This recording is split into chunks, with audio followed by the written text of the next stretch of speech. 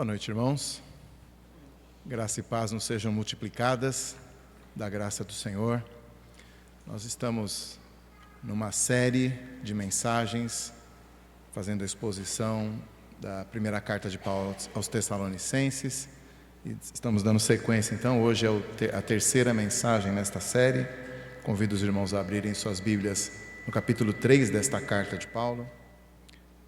Nós faremos a leitura dos primeiros 10 versículos.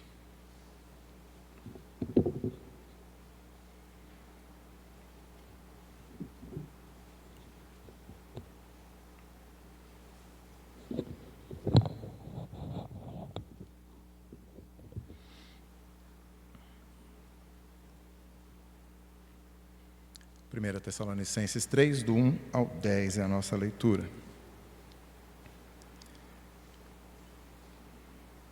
Pelo que, não podendo suportar mais o cuidado por vós, pareceu-nos bem ficar sozinhos em Atenas, e enviamos o nosso irmão Timóteo, ministro de Deus no Evangelho de Cristo, para, em benefício da vossa fé, confirmar-vos e exortar-vos, a fim de que ninguém se inquiete com estas tribulações, porque vós mesmos sabeis que estamos designados para isto.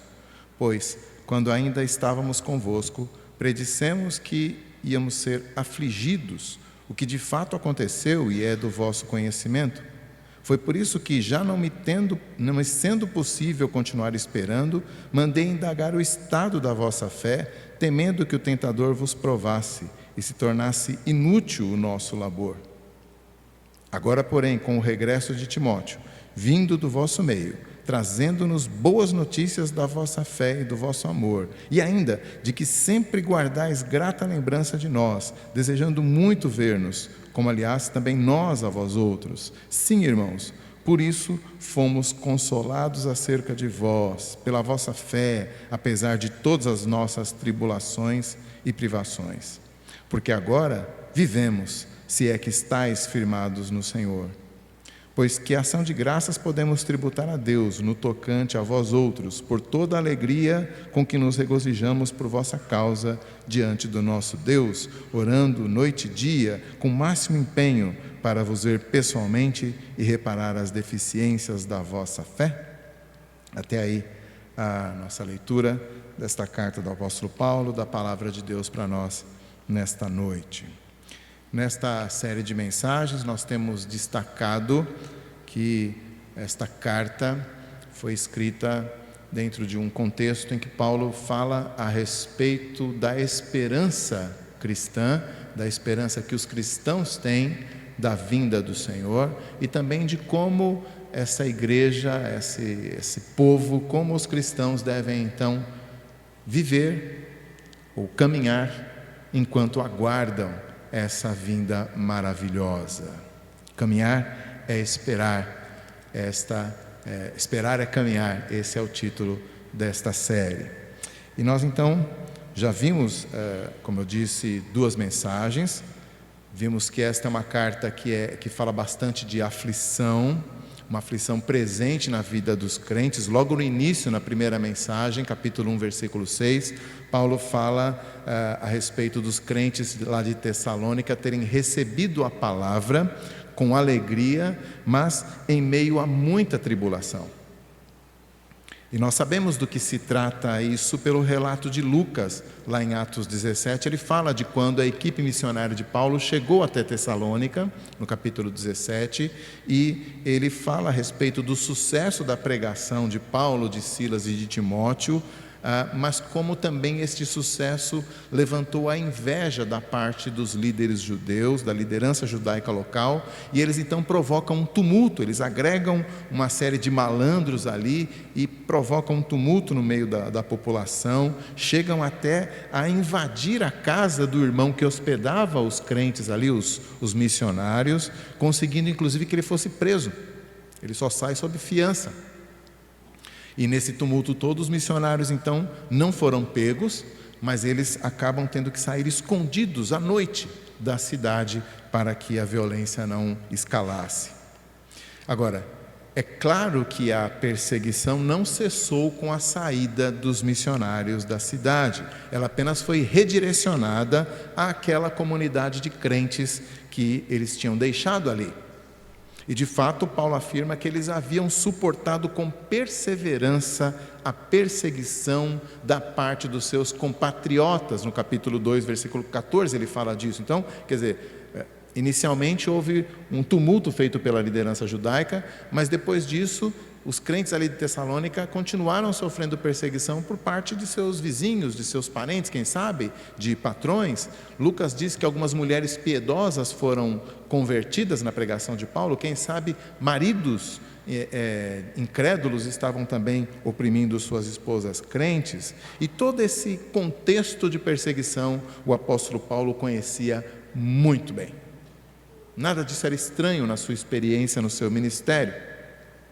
A questão é que, após terem sido praticamente expulsos da cidade, a equipe missionária, Paulo, Silas e Timóteo, eles nunca mais tinham voltado à cidade, nunca mais tinham tido uma oportunidade de voltar a Tessalônica para estar de novo com aqueles irmãos. E Paulo então esclarece, no finalzinho do capítulo 2, vimos pela manhã, ele esclarece que ele havia planejado visitá-los não só uma vez, mas duas, no versículo 18 do capítulo 2, uma expressão que tem mais ou menos o sentido do nosso vez após vez, ou seja, ele deveria ter tentado várias vezes isso, mas não tinha conseguido visitar novamente aquela igreja.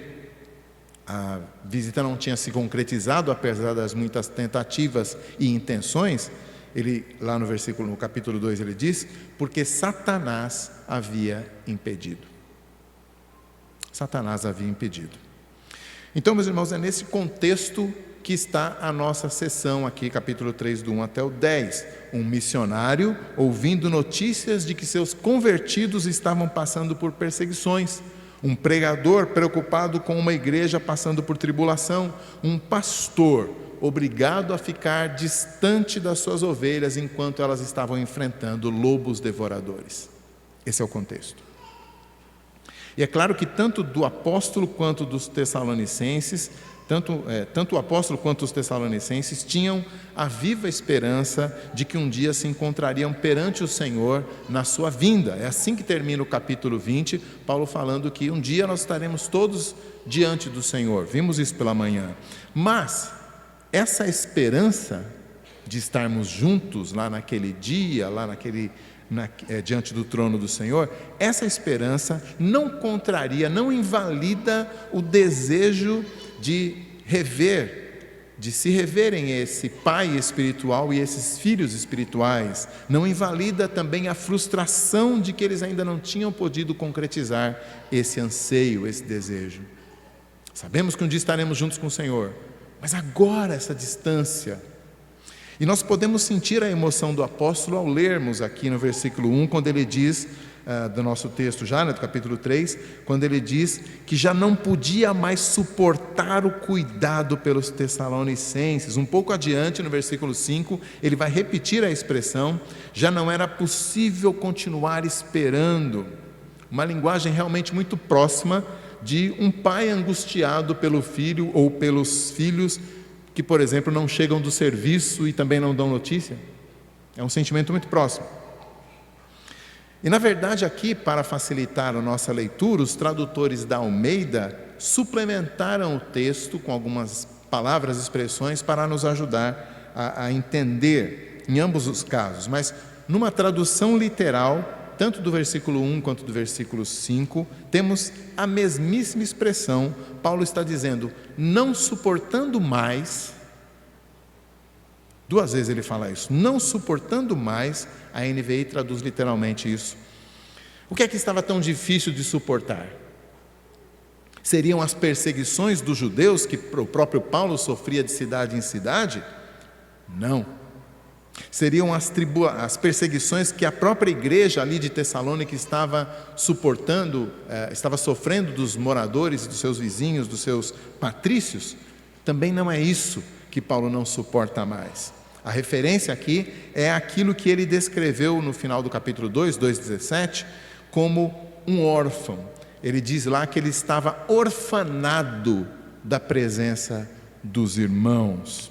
Ou seja, apesar de todos os esforços de reencontrá-los mais uma vez, ele não tinha conseguido estar com eles e agora ele se sentia como que orfanado, um pai arrancado dos seus filhos. Esse era o sentimento do apóstolo. Então, o que era insuportável? Insuportável para ele era a distância, insuportável era a separação daquela amada igreja, agravada ainda mais pelas notícias de que a perseguição não havia cessado. É isso que estava insuportável no coração do pastor.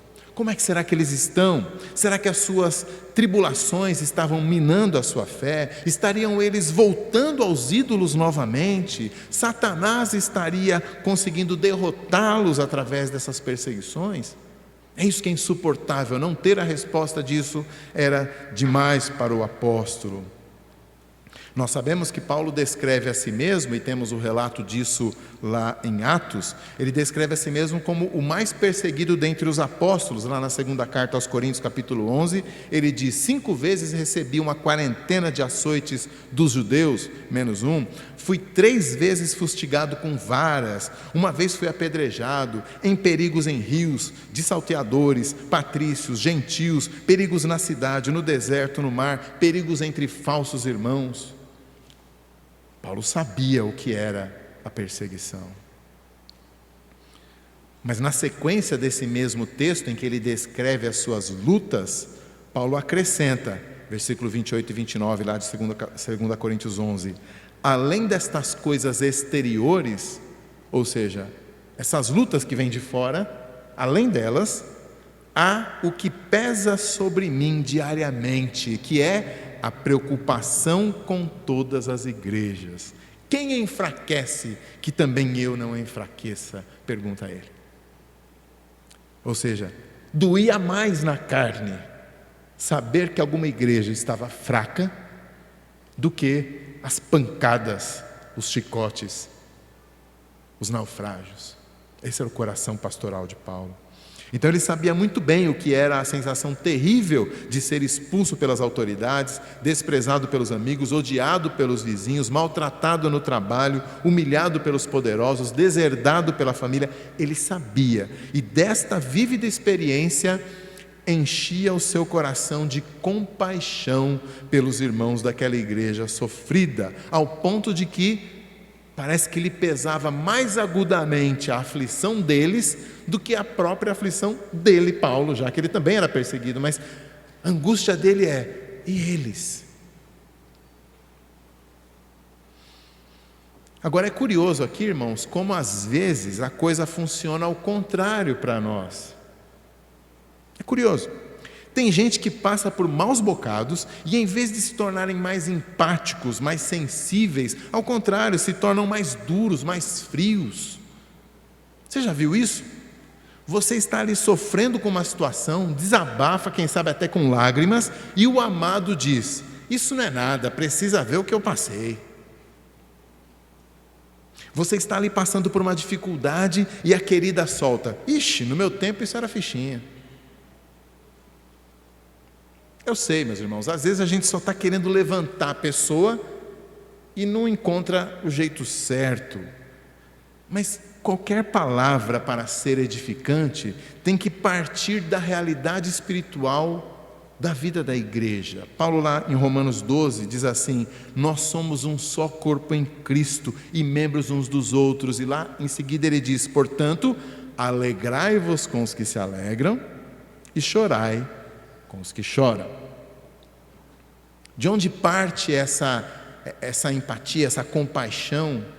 Do fato de que somos membros uns dos outros. Uma realidade que Deus fez em nós é que produz em nós essa capacidade de sentir o que o outro está sentindo. Em outras palavras, se eu não compreendo, se eu não experimento que nós somos membros do mesmo corpo, se eu não sinto a sua dor como doendo também em mim, então dificilmente eu terei a palavra certa para dizer e provavelmente não serei de muita ajuda prática também.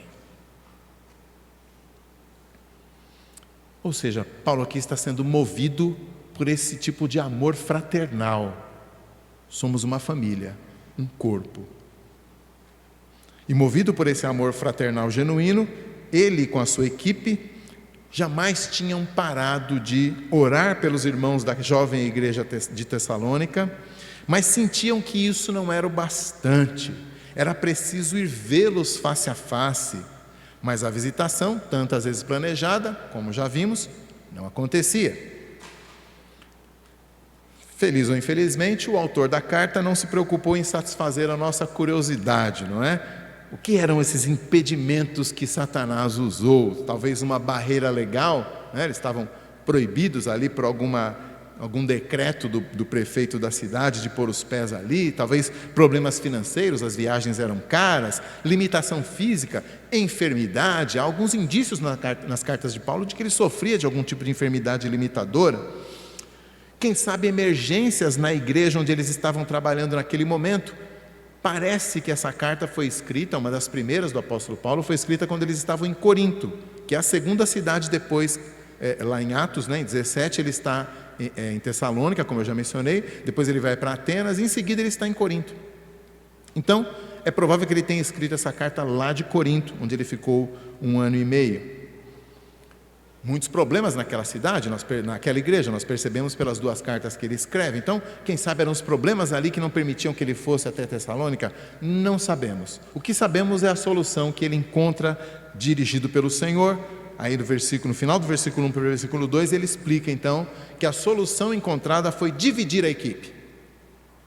Paulo iria ficar sozinho em Corinto, enquanto Timóteo seria enviado, ou foi enviado, até Tessalônica. E essa expressão aí, enviado, né, enviar Timóteo, é um termo que sozinho já sugere que a ida de Timóteo foi na qualidade de representante oficial do próprio apóstolo. Paulo talvez tenha achado que era necessário convalidar o ministério de Timóteo, porque quando eles passaram pela cidade, a equipe, Timóteo ainda era um novato, né? Não era experiente, talvez a memória que os irmãos tinham dele não favorecesse que ele chegasse como um representante da equipe apostólica. Então, daí essas expressões que o apóstolo usa, né? Ele diz assim que Timóteo é o nosso irmão e ministro. Ministro aqui traduzido é cooperador. Aquilo que Paulo fala lá na carta aos Coríntios, por exemplo, né? De Deus somos cooperadores. Então ele está dizendo aqui que Timóteo é um desses cooperadores. É quase como se ele elevasse Timóteo à sua própria categoria, né? Ministro de Deus, cooperador de Deus no Evangelho de Cristo. Então essa é a solução. Timóteo vai até Tessalônica. Com qual missão? Primeiramente, diz o versículo 2, aí no finalzinho, até o versículo 5, né? Timóteo foi confirmar e exortar a igreja em Tessalônica. Os missionários estavam preocupados que essas tribulações, né, ou seja, as perseguições que eles sofriam, tivessem abalado, aí no versículo 3, né, que na Almeida está inquiete, né, que ninguém se inquiete. A ideia é se abalar, né, alguém vai perder a paz, vai ficar abalado com essas tribulações. Então essa era a preocupação, que as perseguições tivessem tirado a paz dos irmãos e, portanto, tivesse tirado a sua fé, minado a sua fé. Timóteo, portanto, deveria ir até lá e fortalecer e animar os irmãos. A Almeida traduz por exortar, mas exortar às vezes me parece que sugere para nós a ideia de dar bronca, né? Exortar é dar bronca. Não é. O sinônimo mais central, né, o significado mais central de exortar é animar.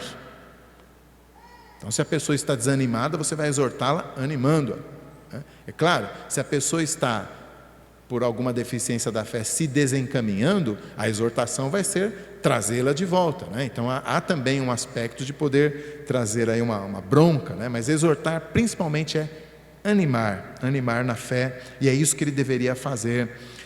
E é claro, Timóteo era um pregador assim como Paulo, um pastor, e a ferramenta, digamos assim, né, o instrumento que ele tinha para animar os irmãos e fortalecer a fé dos irmãos era o quê?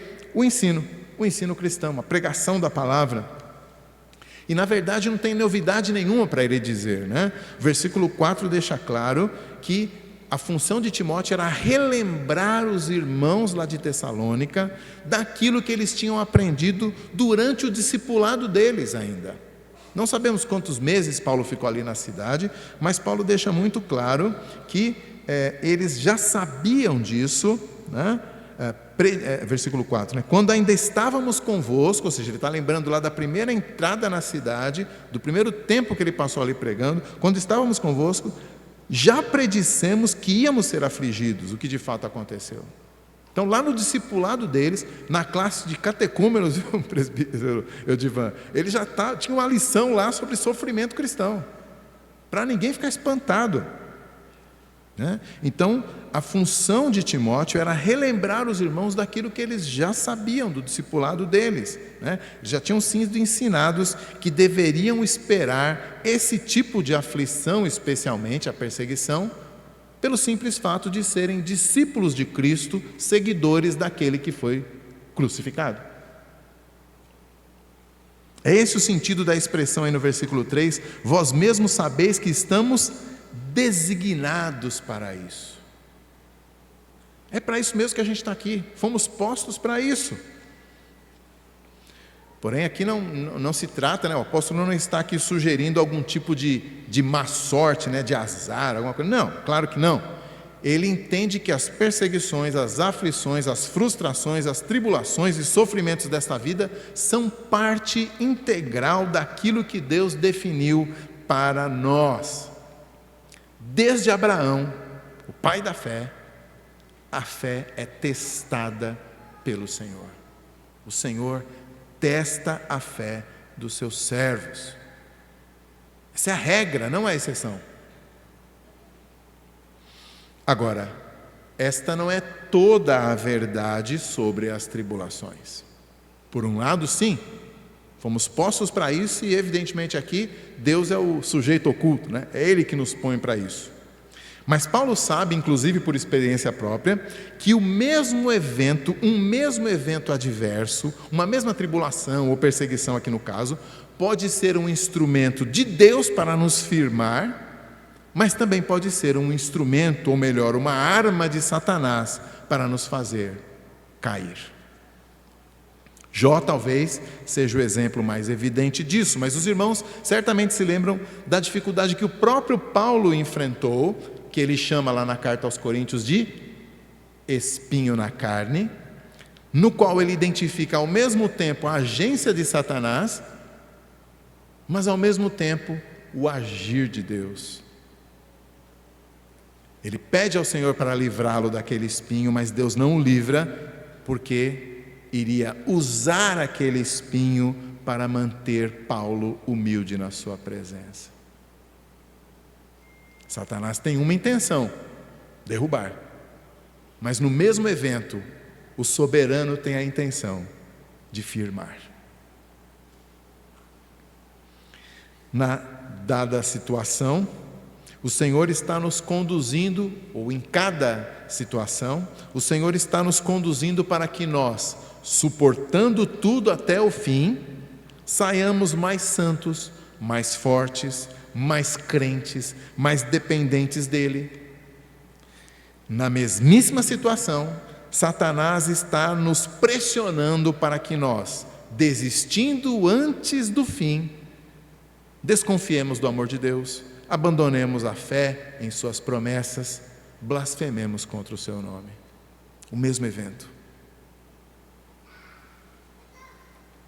Então a primeira parte da missão de Timóteo era ir até a igreja e, por meio do ensino da palavra, nenhuma novidade não, era o mesmo que eles já tinham recebido desde o início, mostrar àqueles irmãos que eles não precisavam desistir, mas continuar confiando no meio da adversidade. Mas num segundo momento, a missão de Timóteo também era retornar, e já tinha acontecido isso enquanto Paulo escreve a sua carta. Timóteo já tinha voltado e a sua missão era trazer um relato detalhado do estado da fé dos tessalonicenses para o apóstolo, aliviando assim o coração pesaroso de Paulo. Isso Paulo descreve aí dos versículos 6 até o 8.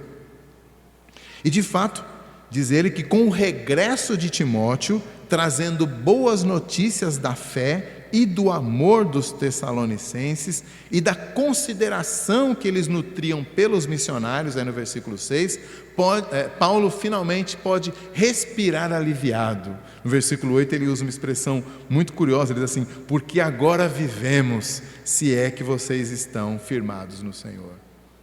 A ideia não é que ele está ainda duvidando dos irmãos, né? A construção talvez pudesse ser assim: agora eu consigo continuar a viver, já que vocês estão firmados. Ele já recebeu a notícia de que eles estão firmes, e aí agora ele pode respirar aliviado. Essa é a ideia aqui do versículo 8. Então, na mesma medida do seu cuidado amoroso pela vida espiritual daqueles irmãos, que a gente pôde perceber ali na aflição que ele nutria, agora, na mesma medida, Paulo agora se regozija, se alegra, ele é consolado pela notícia de que os irmãos vão bem, de que os irmãos estão crentes, que eles estão firmes na fé. Tanto é que ele usa uma expressão caríssima, tanto para o próprio Paulo, como para os demais autores do Novo Testamento. No versículo 6, aí no meio do versículo 6, ele diz que Timóteo voltou trazendo as boas notícias sobre a igreja. Boa notícia, literalmente, diz assim, trazendo boas notícias, literalmente Timóteo nos evangelizou a respeito de vocês. Os irmãos sabem, né, e se lembram, que a etimologia, né, ou seja, a origem, o significado original da palavra evangelizar é anunciar uma boa notícia, literalmente. Mas no Novo Testamento ela é sempre, ou quase sempre, já que aqui temos uma exceção, né? Ela é quase sempre usada no sentido de anunciar a palavra de Deus, ou mais propriamente, a promessa de perdão e de salvação em Cristo Jesus, que então, já que é uma promessa tão maravilhosa, é muito apropriadamente chamada de boas novas, né? Ou seja, de evangelho. E aqui, já que Paulo usa essa expressão tão característica de um outro contexto para falar dessa notícia que ele recebe de Timóteo, né? Nós somos transportados mentalmente para o próprio evangelho, para a própria boa notícia de que Cristo Jesus, movido de uma compaixão sem igual, venceu a distância do céu até a terra, do Santo dos Santos até os pecadores. Ao contrário de Paulo, que não conseguiu ir até os seus irmãos, porque o diabo o impediu, ao contrário dele, Satanás não pôde impedir Jesus de vir à terra. Ele até tentou através de Herodes, não pôde mantê-lo distante. Ele tentou nas suas tentações no deserto, mas não conseguiu. Jesus, movido por essa compaixão, veio e não apenas sentiu o que estávamos sentindo, ele fez isso na sua carne, ele sentiu todas as mazelas da vida humana, mas acima disso, muito além disso, ele recebeu o castigo que era nosso. Esse é o evangelho.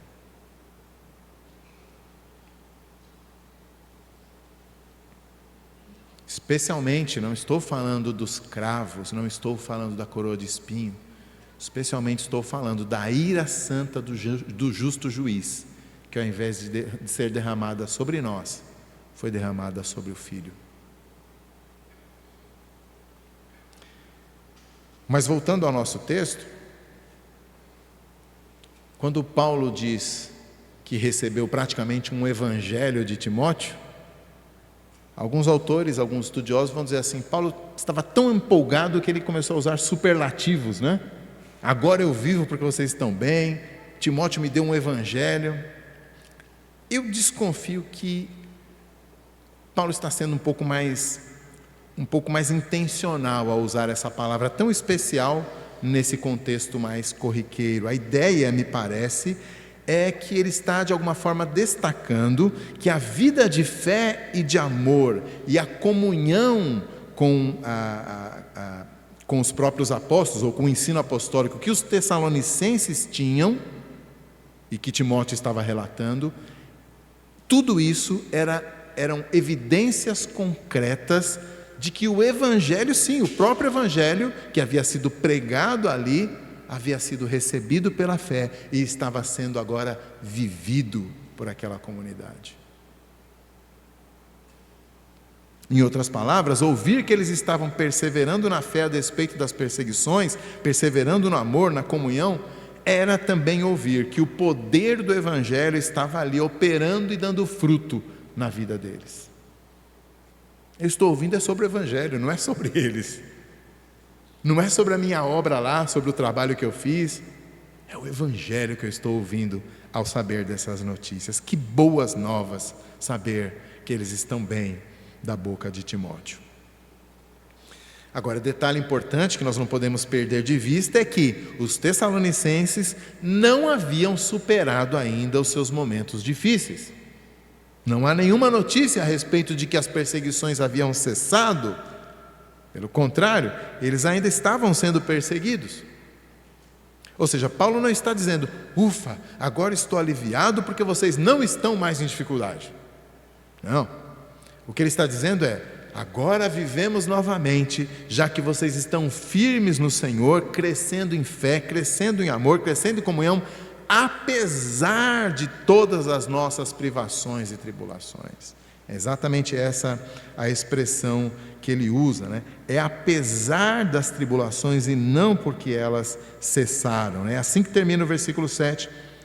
Fomos consolados acerca de vós, apesar de todas as nossas privações e tribulações. As privações e tribulações são minhas, Paulo falando, e são de vocês, tessalonicenses. Não é esse o nosso problema. Nosso problema é se nós estamos firmes na fé, que é o que interessa.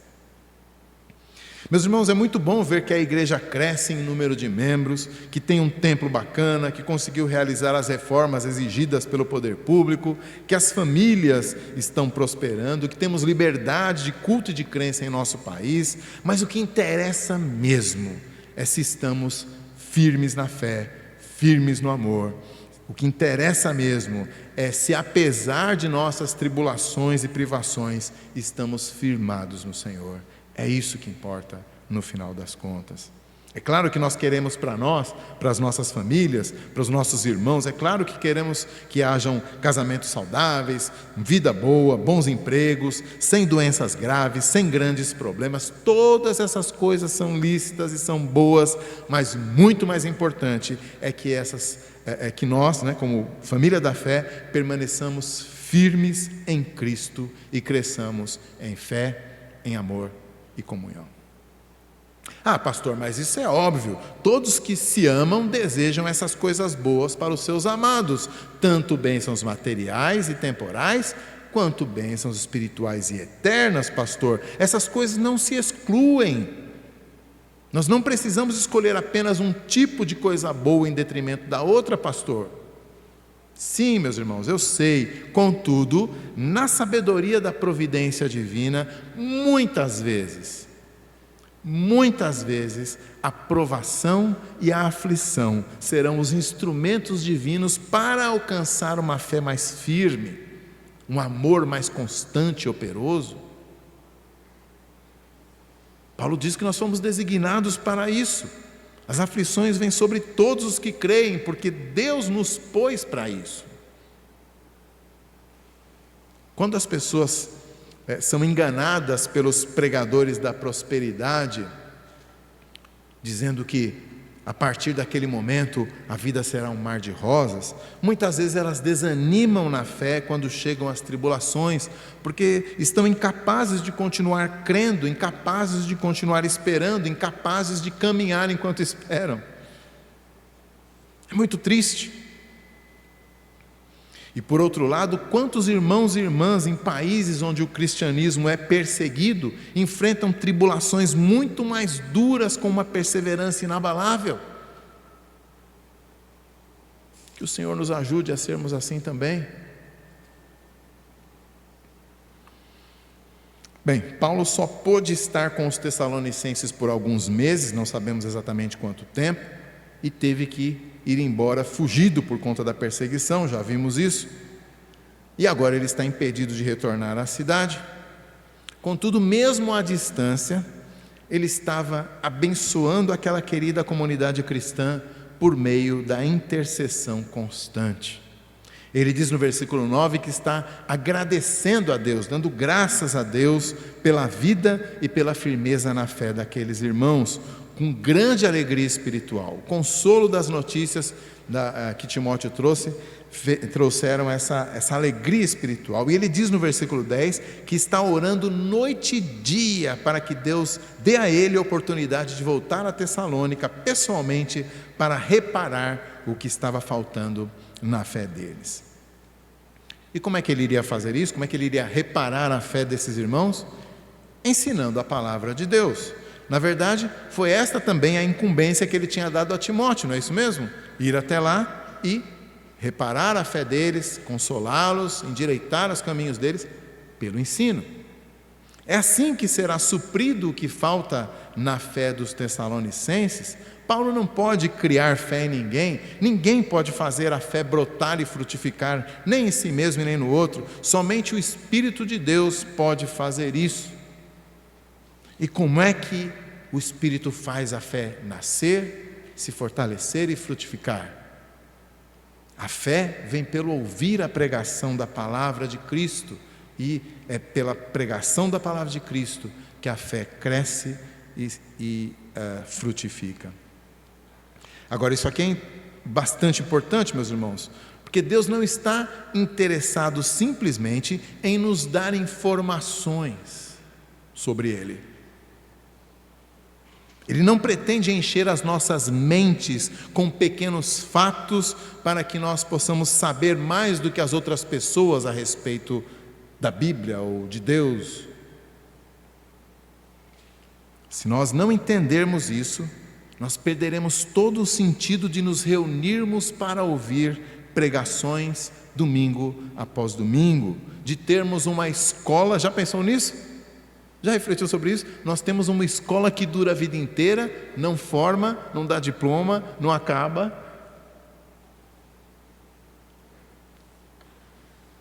A Escritura, meus irmãos, a palavra de Deus, o Evangelho de Cristo, não são apenas para nós sabermos, porque senão, de fato, chegaria uma hora que a gente diria: já sei a Bíblia inteira, não preciso mais ir na igreja.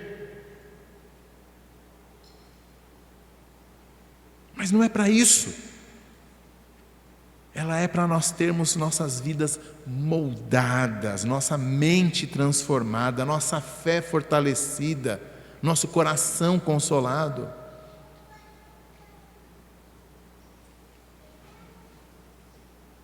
Como nós já vimos, é pela palavra de Deus que recebemos a fé que nos salva. Paulo fala disso lá no primeiro capítulo, né? Na primeira mensagem, o reverendo Jailson já nos apontou isso. Os tessalonicenses foram convertidos dos ídolos para o Deus verdadeiro por meio da pregação. É também por meio da fé, da palavra, que o Senhor nos fortalece para que não caiamos em tentações, nos firma para que não desistamos das lutas, nos consola para que não sejamos abalados das aflições. Então é sempre voltando à palavra de Deus, ou nos alimentando da palavra de Deus, que nós somos encaminhados enquanto aguardamos a manifestação plena daquele que é a palavra encarnada. Concluindo, irmãos, vimos que esta seção da carta aos Tessalonicenses expressa um contraste no coração do crente. De um lado, a certeza do reencontro na presença da vinda do Senhor, mas também, do outro lado, a necessidade e o desejo de nos encontrarmos agora, nesse tempo, para a nossa edificação, nosso consolo, nossa intercessão, nossa alegria mútuas. Sabemos que vamos nos encontrar todos lá, mas agora queremos estar juntos uns dos outros. E vimos também a expressão de uma dualidade.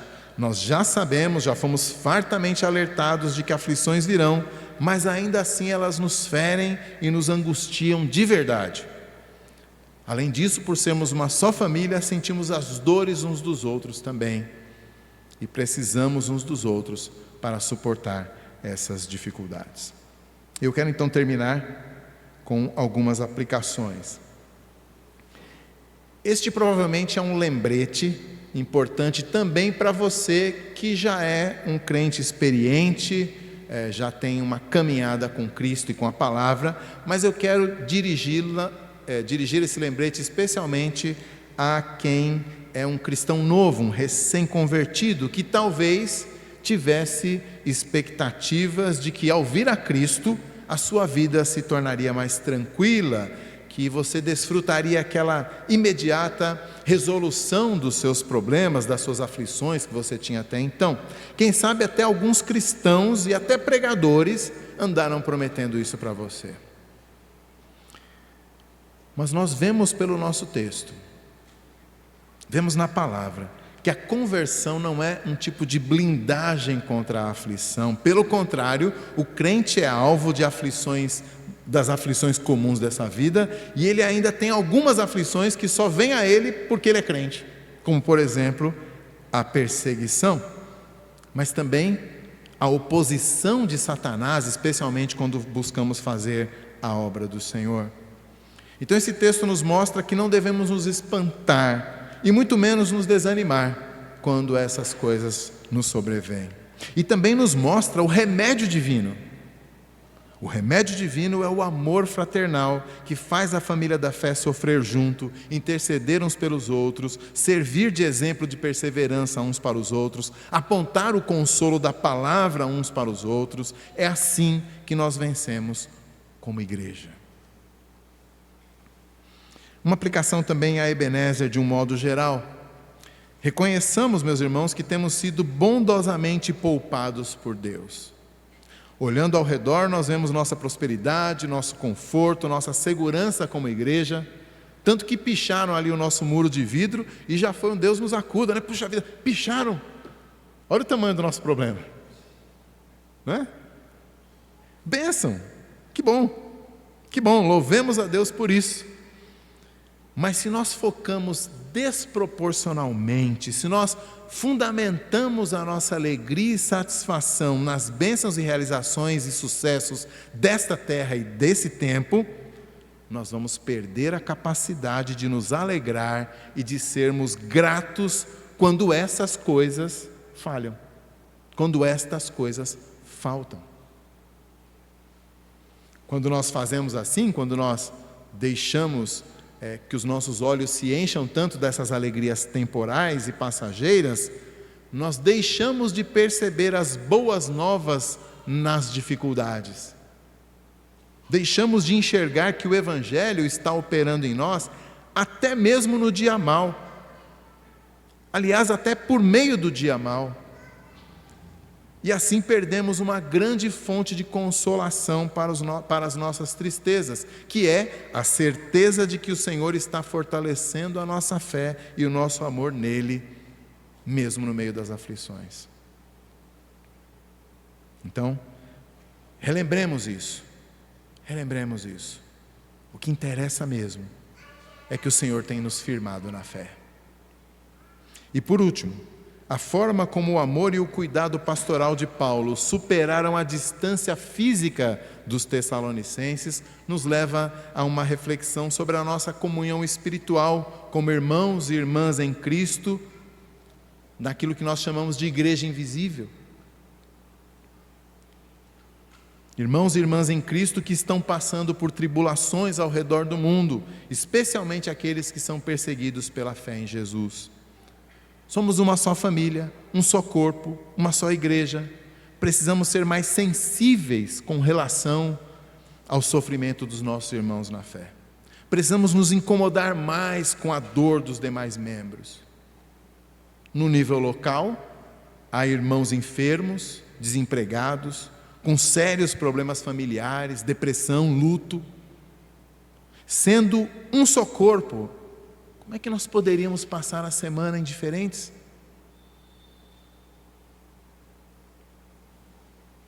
Não. O Senhor nos manda: chorem com os que choram. Inclusive porque se não choramos com os que choram, não teremos a grande alegria depois de rir quando o Senhor os restaurar, porque não participamos de sua luta.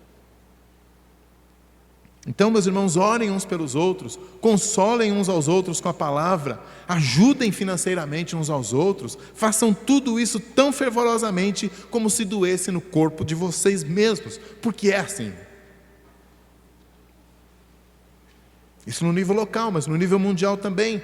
Temos comunidades cristãs tão carentes de tudo, correndo o risco de prisão e até de morte pela sua fé.